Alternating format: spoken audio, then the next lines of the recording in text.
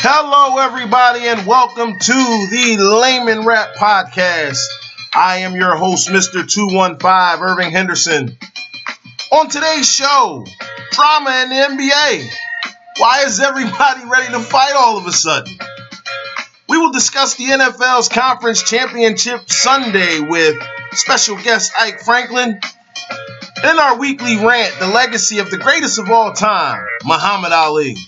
So sit back, relax, grab a beverage, lend me your ear for a few minutes. This is the Layman Rap Podcast.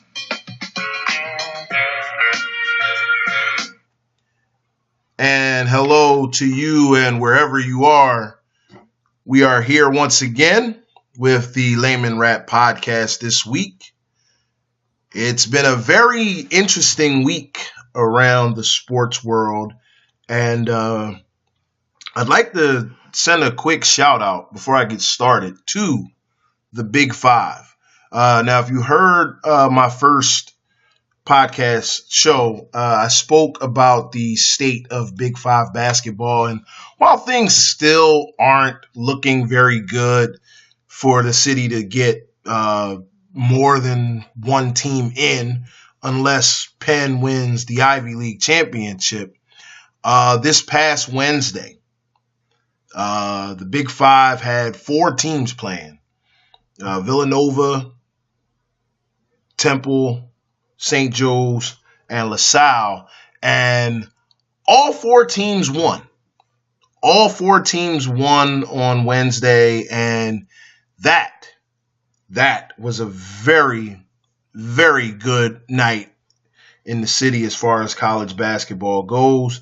But again, I wish the news surrounding the Big Five was more positive than what we're seeing right now.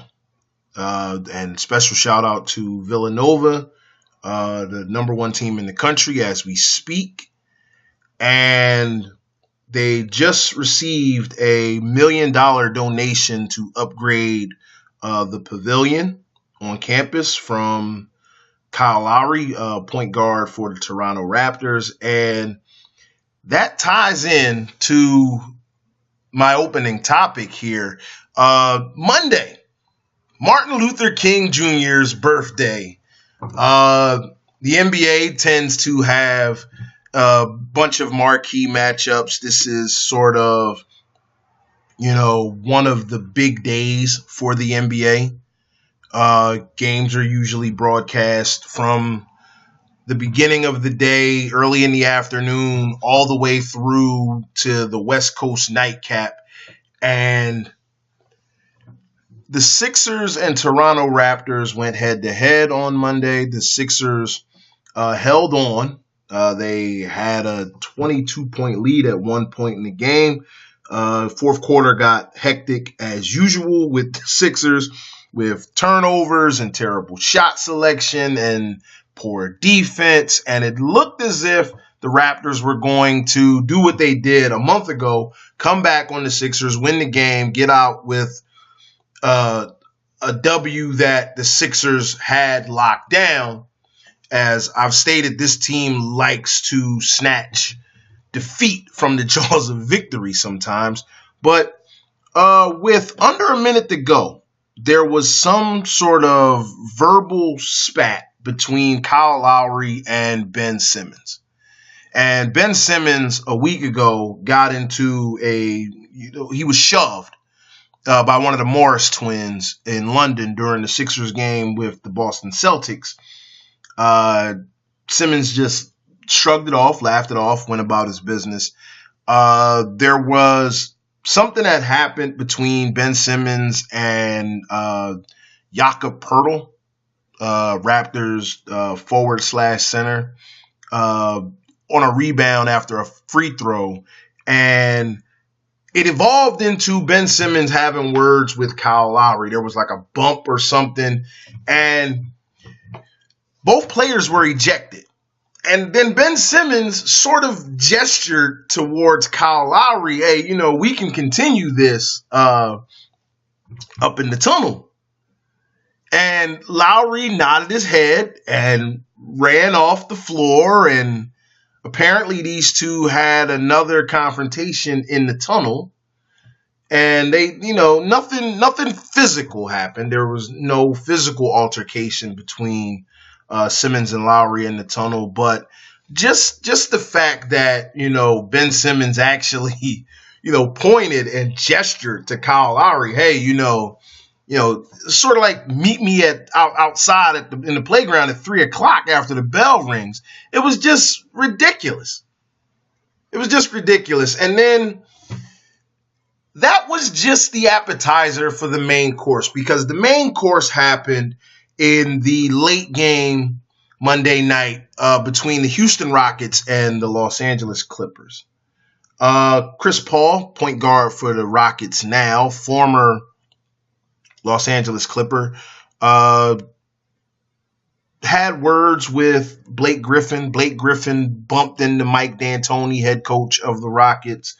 Then there was something that happened towards the Clippers bench where players were arguing with Austin Rivers, and there was ejections.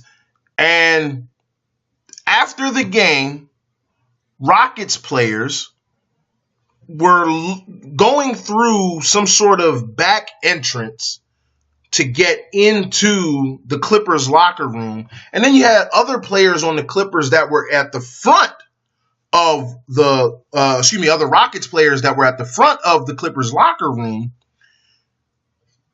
almost as if they were trying to engage in another fight. For what?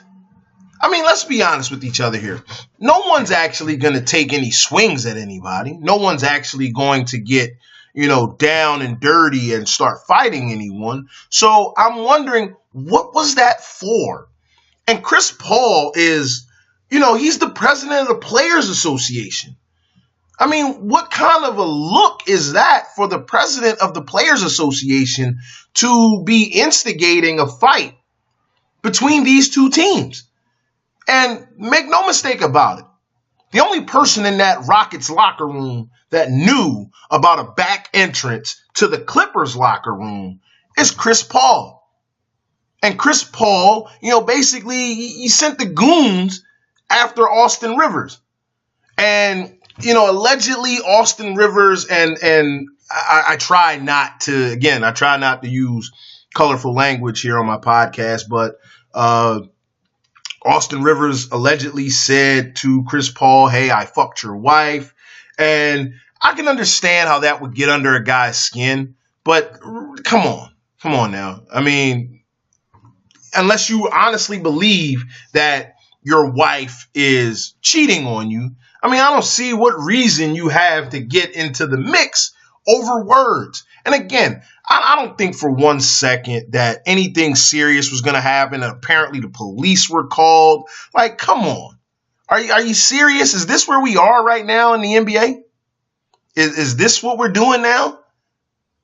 And then to make matters worse, the very next night, Trevor Ariza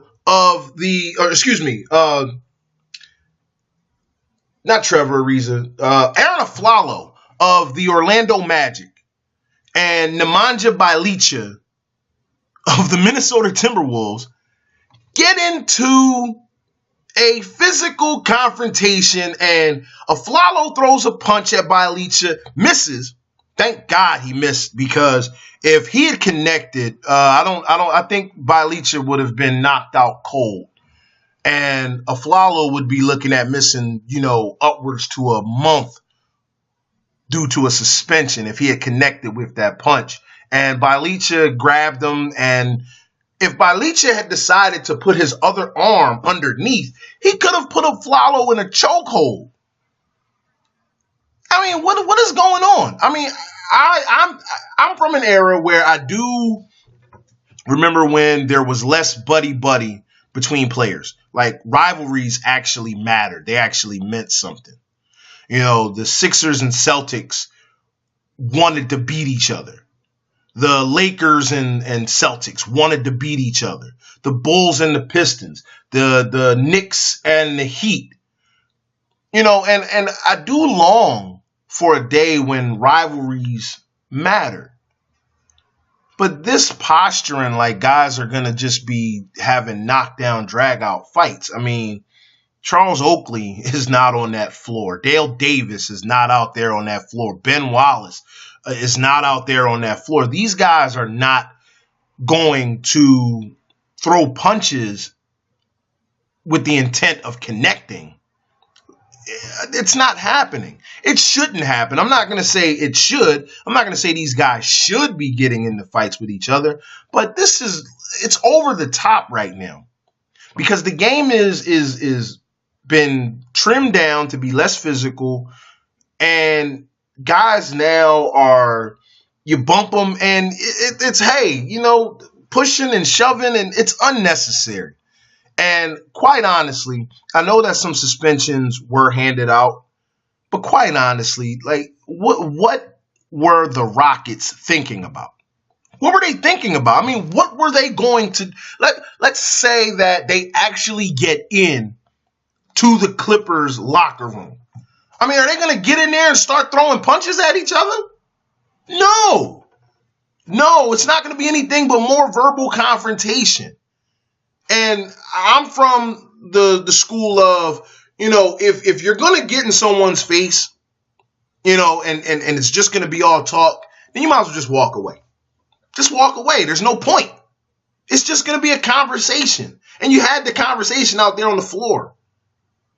So I don't know what's going on with why everyone's all upset and in a snit right now in the NBA, but it has to stop. It has to stop. It's really ridiculously childish behavior right now. And again, like I said, I'm not hoping that guys actually throw hands. But if you're not going to fight, there's no point in having a conversation past that point. Ben Simmons, I mean, you have no reason to be motioning to Kyle Lowry, hey, meet me in the tunnel, just to have another conversation. I mean, that's all I have right now as far as the NBA and all the drama as far as guys getting into so-called fights, and it's unnecessary.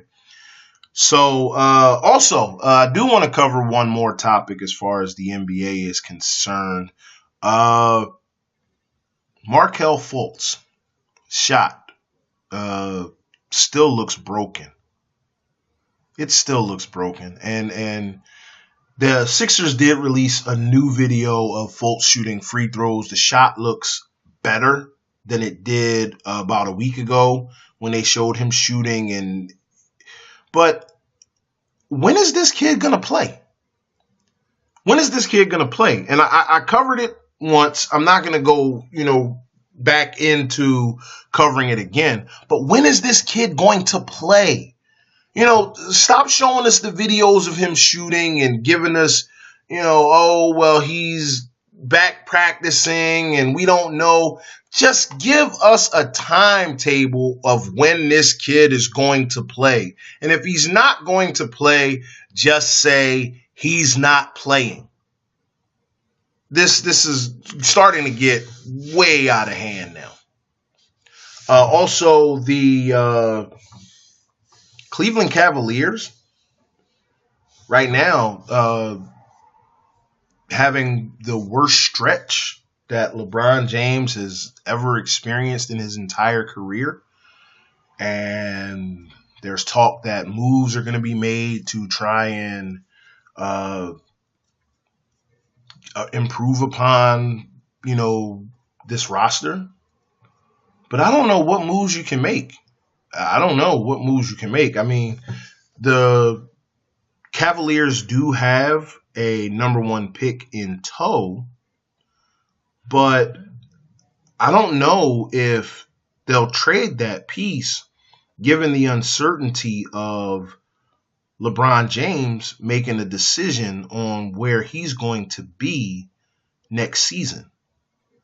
And if that's the case, I don't think that you can move such a valuable asset for a rental player just to make a playoff run. I think you're going to see Cleveland right now. They're going to have to play with who they have. And any move that they do make, I don't think they're going to make a major move. I really don't. I don't see the Cavaliers making a major move with there being so much uncertainty surrounding LeBron James and his plans for next season, because the general consensus is that he's leaving Cleveland at the end of this season regardless.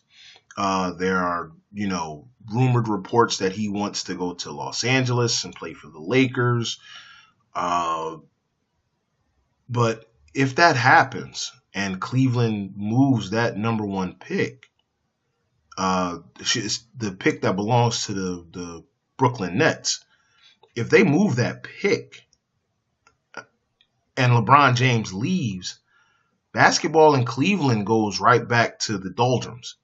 And I don't think that Dan Gilbert wants to do that. I don't think he wants to trade that valuable of an asset for a rental player and not know what his superstar player wants to do next. And that's a smart decision on the part of the Cavaliers to not move that pick. I wouldn't do it. I would advise against it. I mean, if LeBron is going to leave, you saw what happened after the first time LeBron left. And that team, was in a bad shape until he came back. And if he leaves again, who do you have on that roster? You have no one on that roster. You have no one on that roster to make fans plunk down their money and say, all right, let's go see this team. That roster is almost as bad of a roster, should LeBron leave. Other players are going to leave as well. It's not just going to be LeBron leaving and that's it. Other players are going to leave as well. And that roster is going to be almost as bad as some of the Sixers rosters over the last 3 or 4 years. All right, enough NBA talk. We will be right back. We have our first guest ever in the history of the show, Tyke Franklin. We're going to discuss Conference Championship Sunday in the NFL. Eagles, Vikings, Patriots, Jaguars. Yes, Blake Bortles is playing for the AFC Championship. So we're going to discuss that with Ike Franklin when we come back.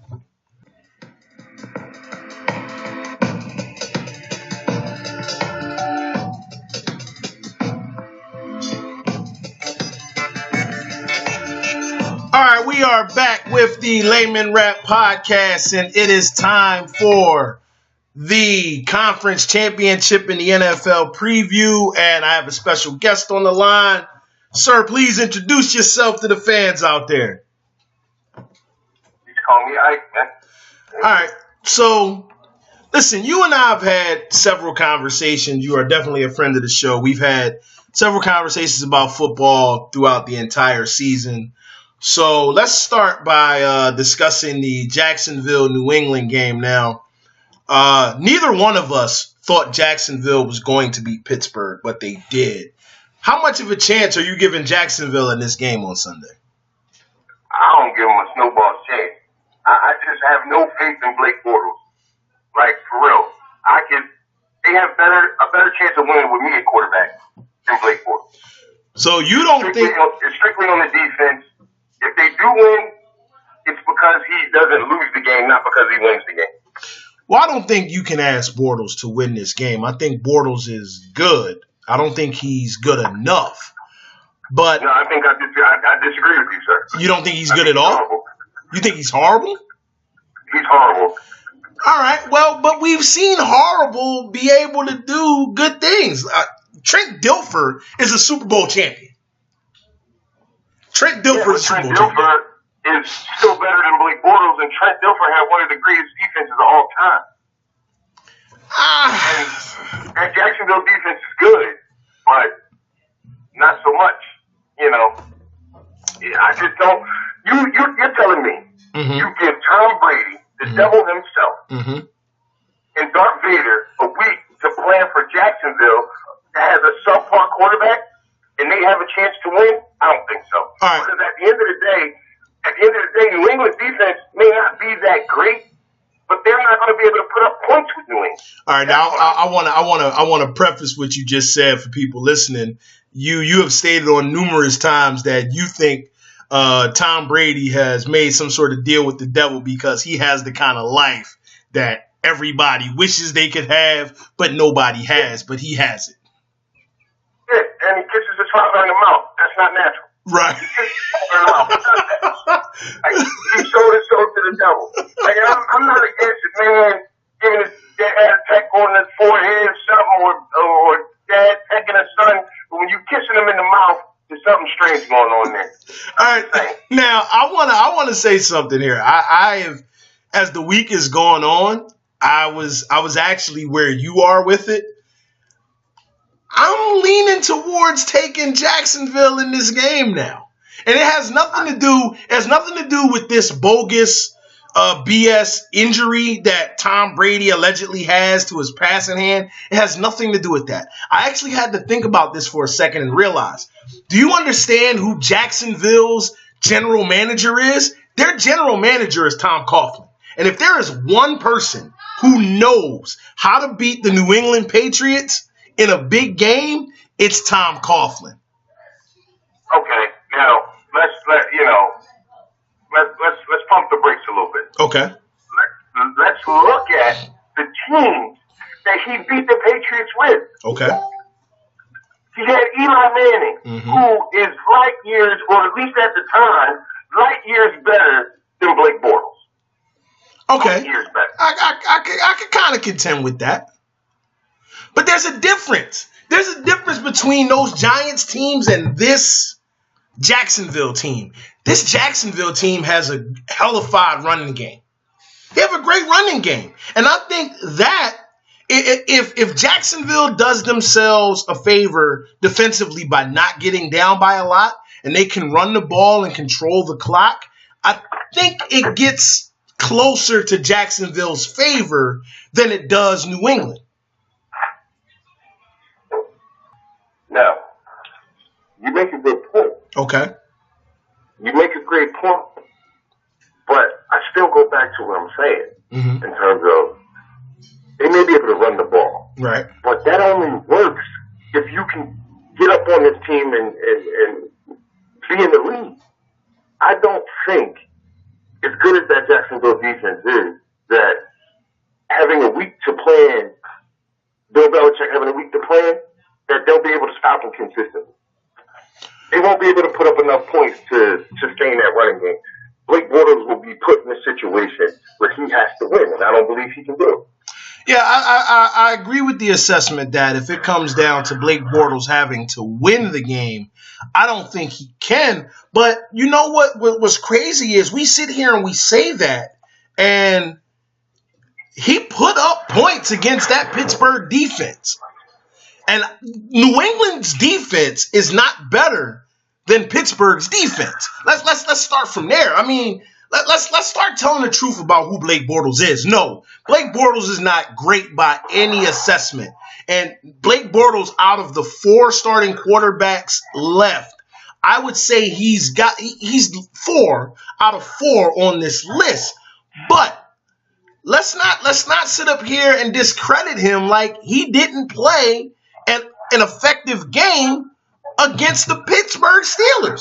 And maybe it was because they got up so quick that helped. That could have been a part of it.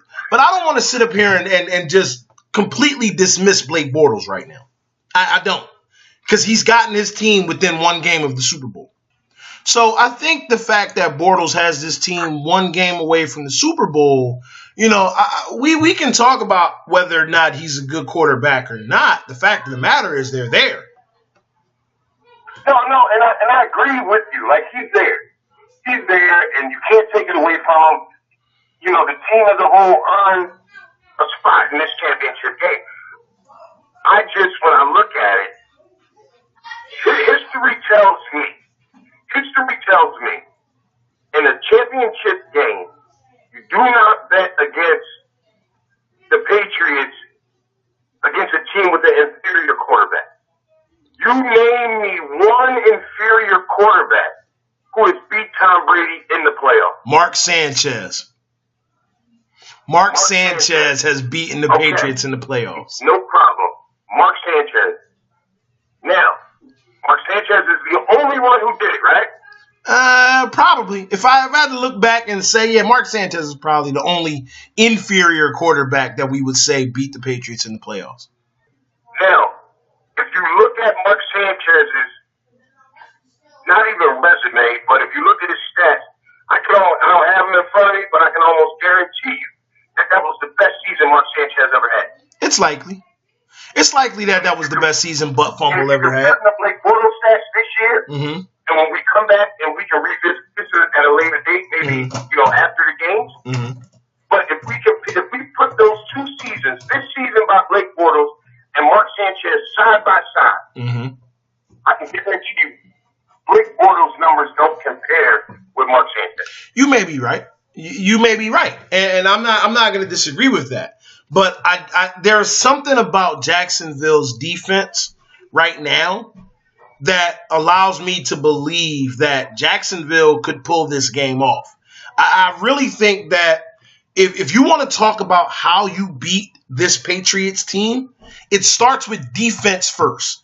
You have to be able to beat them defensively because offensively, Bill Belichick knows how to scheme against certain teams. But if you have a good enough defense, you can beat this Patriots team. And I'll say this. I don't want to make it seem like this Patriots team is unbeatable. They're not unbeatable. This is the same team that lost to the... I just think... I'm not saying... Let me be clear on what I'm saying. I'm not saying that the Patriots are unbeatable. Because clearly they can be beat. But what I'm saying is there's a few things the Patriots don't do in big games. Right.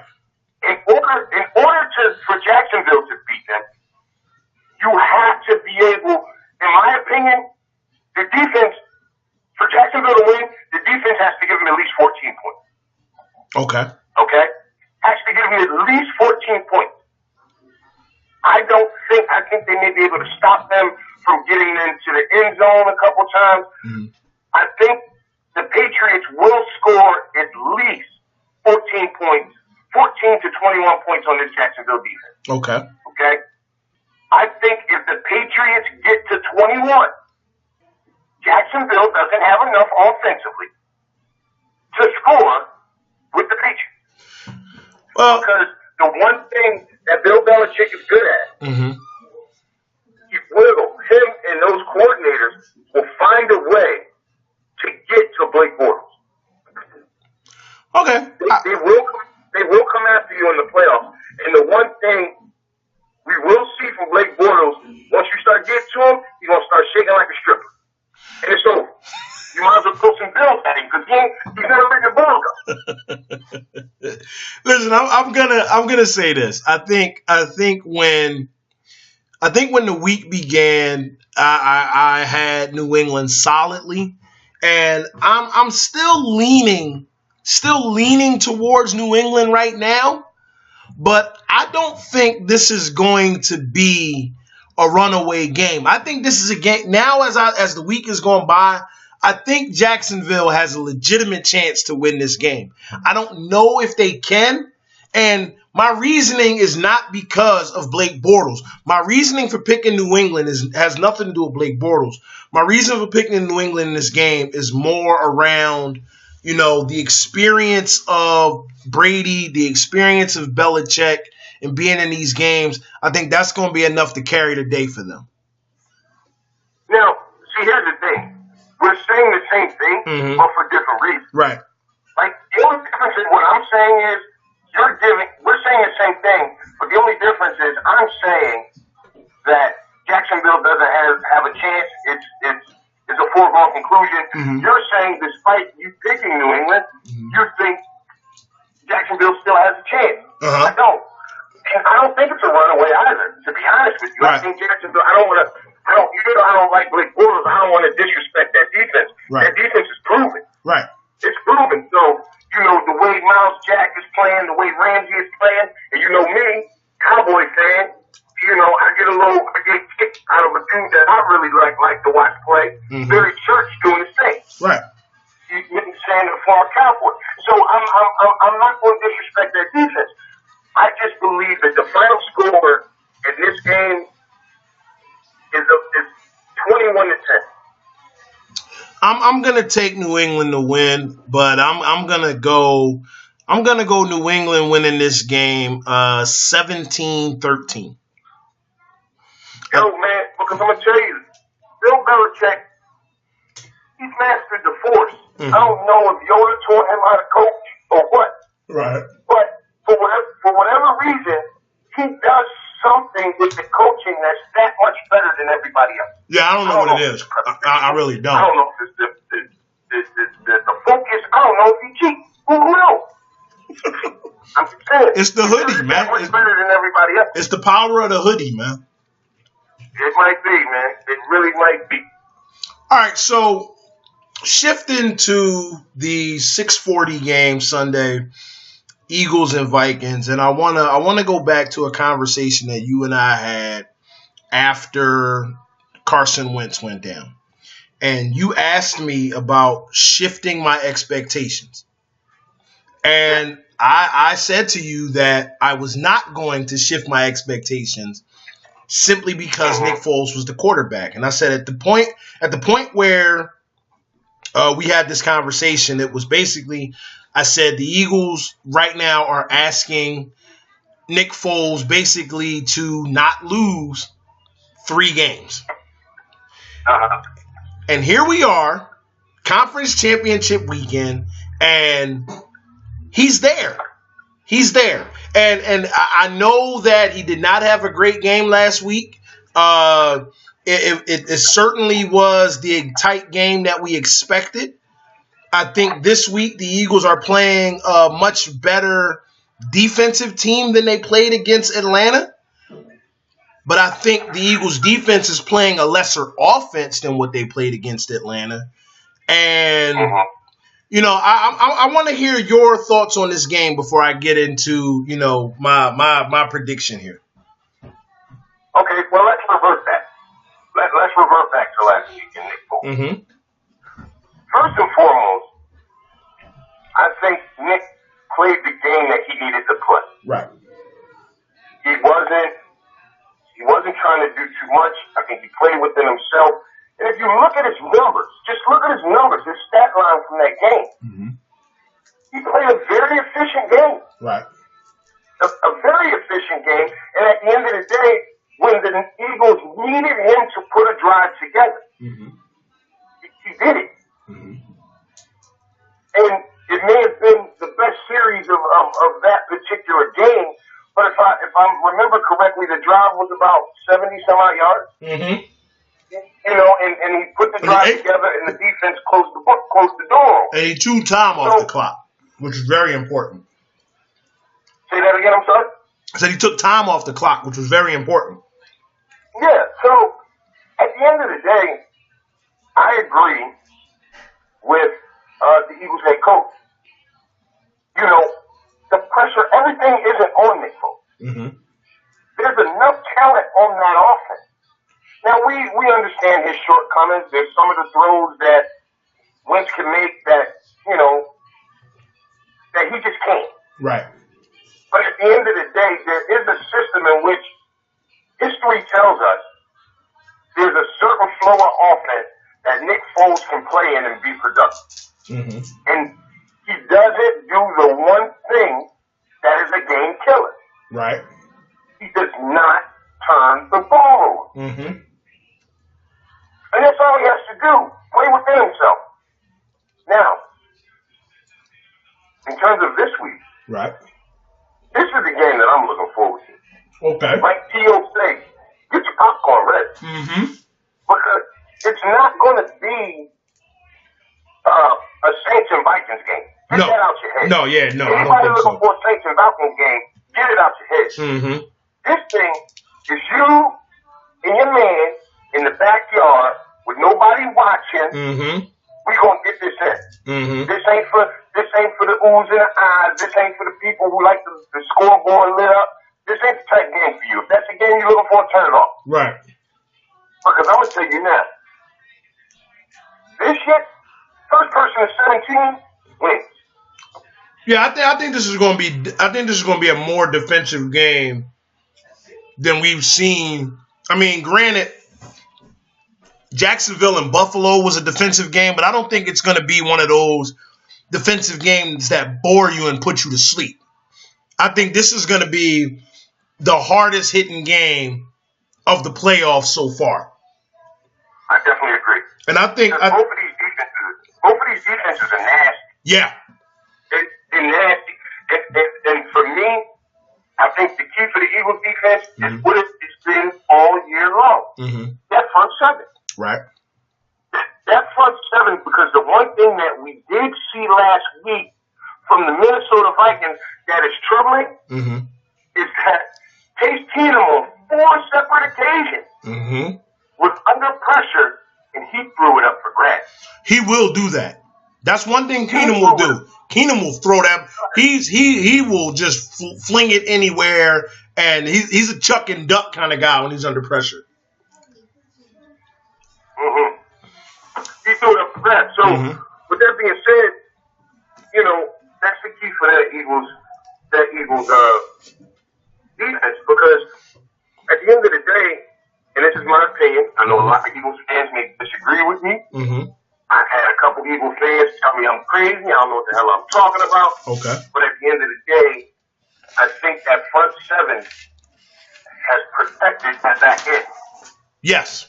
Has really covered up for some of the deficiencies in that back end. That front seven, to me,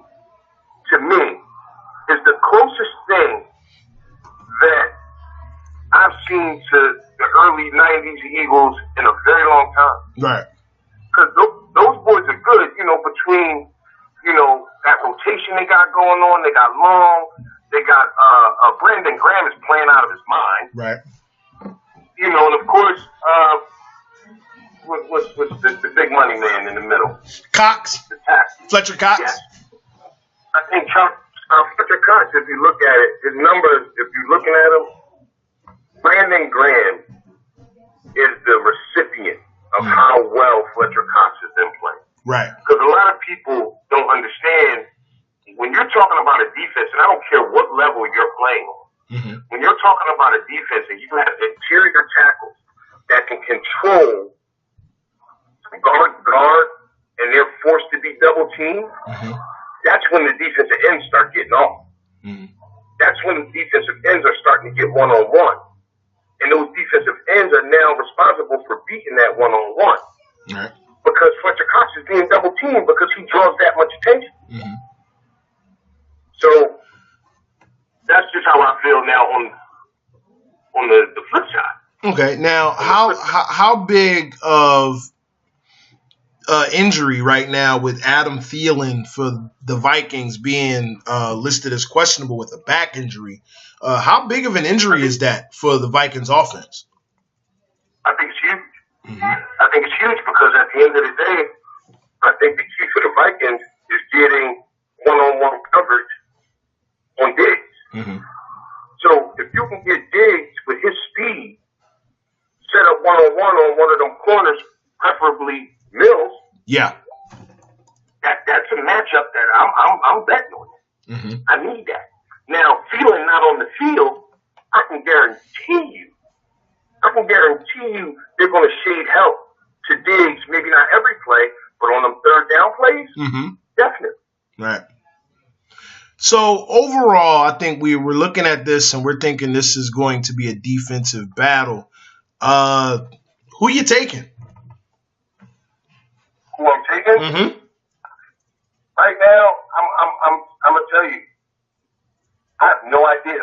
It can go either way. Okay. Because I've sat back and I've tried to look at this game. I feel like, and I know a lot of people would disagree with the next thing I'm going to say, because a lot of times you stick to the formula that works. Right. But in order to move the ball on that Vikings defense, there's two players on that offense. One who doesn't get a whole lot of time, who I believe should be big parts of the game plan.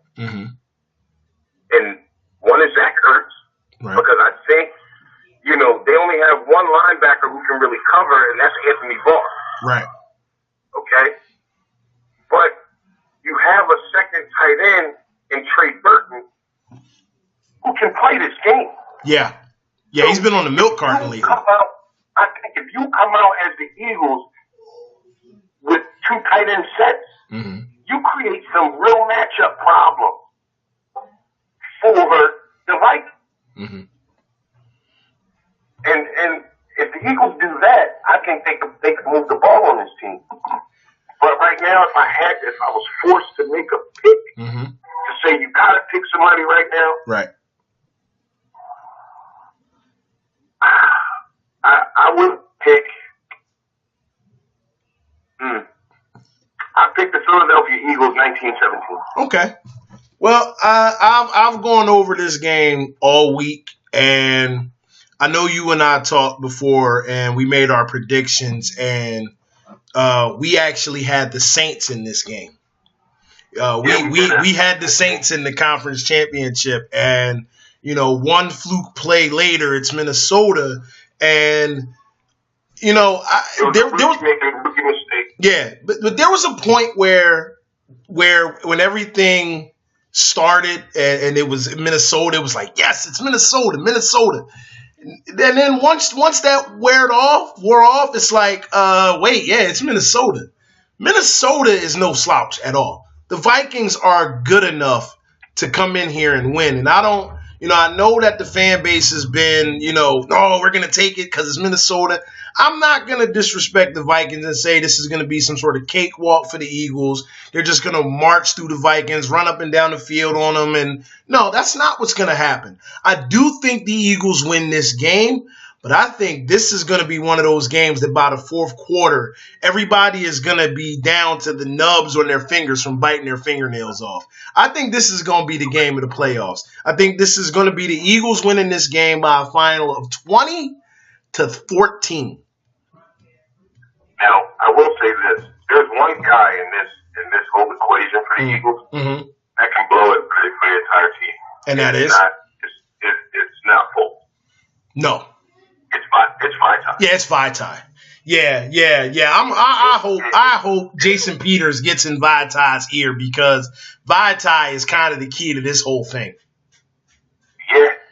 He got to hold up. Yeah. He got to hold up against some pretty damn good pass rushers. Yes. Yes, he does. So, and then of course the onus will fall on Peterson because you can't have another 49er. I mean, not 49ers, a Redskins game where you just feel like, hey, I'm gonna just let them work it out. Like, you can't do that. Yeah, I think if Vitae comes out and he doesn't look good, he's going to get replaced. I don't think it's going to be there's no doubt about it. I think Doug Peterson, if Vitae is starting to get, for lack of a better term, get his ass whooped, Peterson's going to pull Vitae out the game. He's going to have to. He won't have any choice. Yeah, I agree. All right, well, that is the conference championship preview. Me and my buddy Ike here. Thanks for being a guest on the show tonight, and I want to thank you once again. And we'll talk before the Super Bowl and break that down in about 2 weeks. All right, no problem, bro. I'll talk to you later. All right, we'll be back with the conclusion of the Layman Rap Podcast. We'll be right back.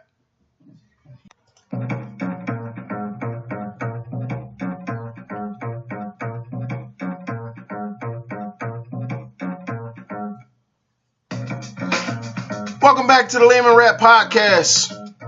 Once again, a special thank you to our guest, Ike Franklin, for discussing the conference championship Sunday with me.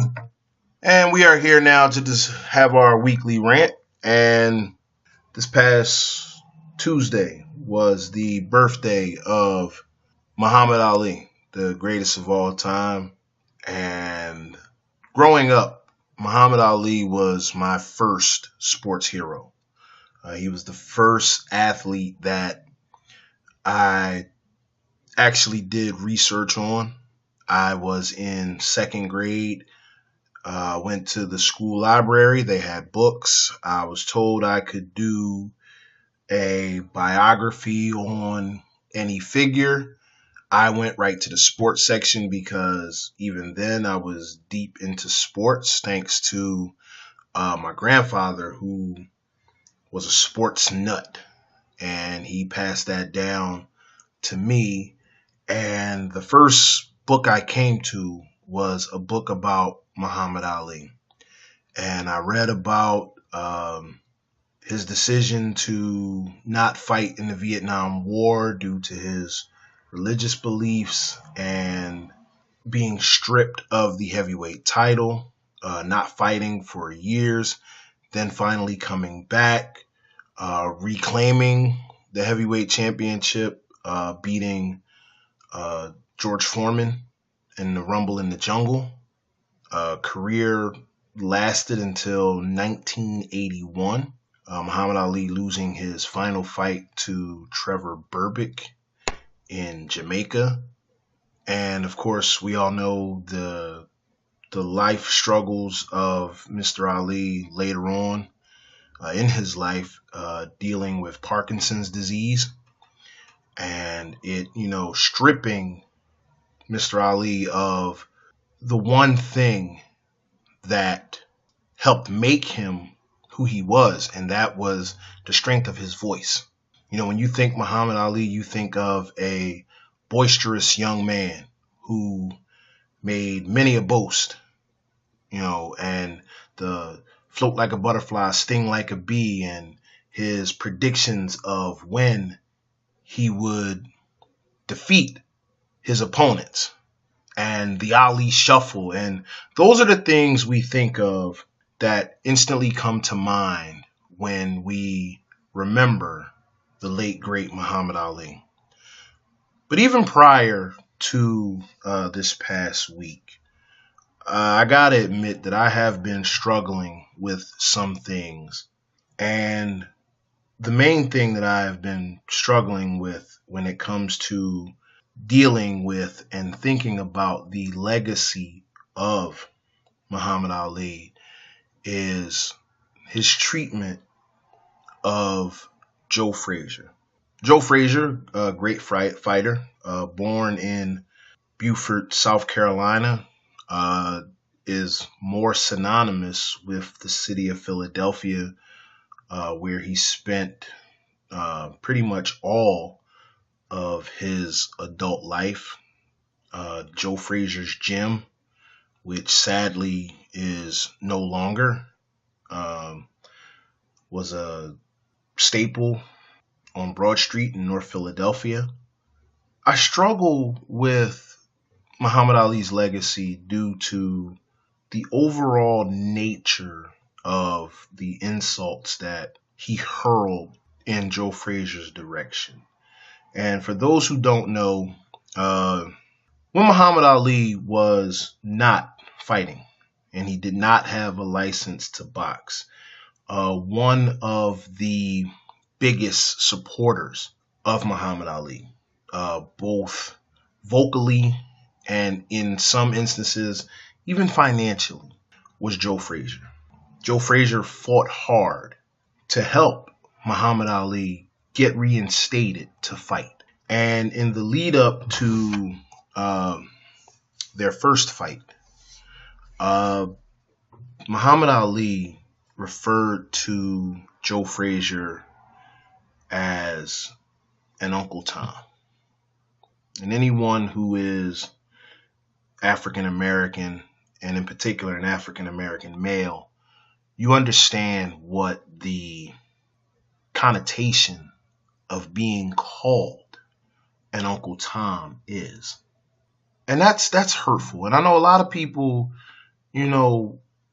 couldn't understand how Joe Frazier in later years could struggle with forgiveness towards Muhammad Ali, and even going as far as, saying some pretty disparaging things about Muhammad Ali.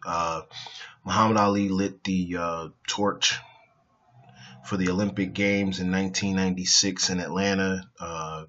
Someone asked Joe Frazier about it, and he said that if he were there, he would have pushed Muhammad Ali in to the flame, which it's pretty harsh. That's very harsh. But I can understand how Joe Frazier must have felt. I mean, here's a man that you have taken time to help, who you have reached in your pocket and handed money, not directly, according to the stories. Joe Frazier never reached in his own pocket and handed the money directly to Muhammad Ali. But the simple fact is he did help Muhammad Ali out of some financial binds that he was in. And for someone to turn on you and betray you like that, I can understand exactly how Joe Frazier felt. And I know a lot of people are going to say, oh, it was to hype the fight. Yeah, well, no. You can hype a fight without coming out and calling, a man who befriended you, who went to bat for you and fought for you, without calling them an Uncle Tom. And when you get to the Thriller in Manila and the calling of Joe Frazier as a gorilla, and I mean, I know as a younger person, I could kind of find the humor in that. But you get older and you reflect upon these things and you realize that, maybe it wasn't as funny as you originally thought. And to hear some of the things that Muhammad Ali said about Joe Frazier hurt my heart.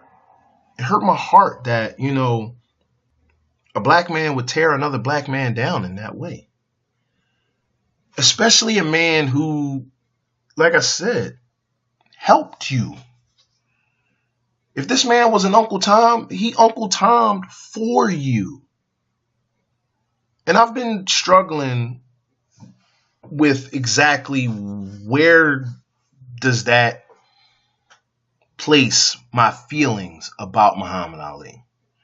And in thinking about it, I had to reassess my thoughts and redirect my thoughts and begin to understand that the problem is not Muhammad Ali's, in the sense that the problem is us. And the problem is us because we don't expect our heroes to have faults and flaws. We look at our heroes and we see the best in them. We want to see the best in them. We need to see the best in them because the best in them is what drives us. But that doesn't mean that our heroes are perfect. And that doesn't mean that our heroes are infallible. And the sooner we recognize that and understand that, the better we become. Because it is us who place unreachable and unattainable levels on our heroes, forgetting that at the end of the day, our heroes are in fact human. Mr. Ali will remain an important hero to me, just as I'm certain that he will remain an important hero to most of you listening. But when we talk about him, and when we think about him, and when we reflect upon his life and his legacy, we have to take him all encompassing. We have to take him at his best, and we have to take him at his worst, and realize that our hero was nothing more than just another man. Happy belated birthday, Mr. Ali. You are, and you will remain, the greatest of all time. Ladies and gentlemen, I want to thank you for listening today. We'll be back next week with another show. Until then, this is Mr. 215, Irving Henderson, thanking you for listening to another Layman Rap Podcast. So long, everybody.